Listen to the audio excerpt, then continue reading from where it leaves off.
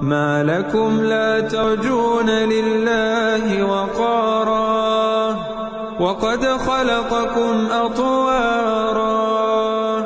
ألم تروا كيف خلق الله 7 سماوات طباقا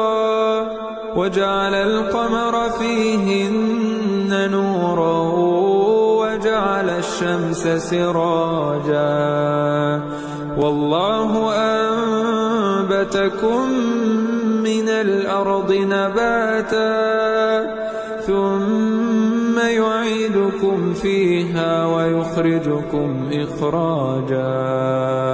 والله جعل لكم الأرض بساطا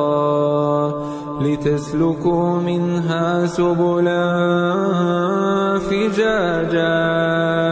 قال نوح رب إنهم عصوني واتبعوا من لم يزده ماله وولده إلا خسارا ومكروا مكرا كبارا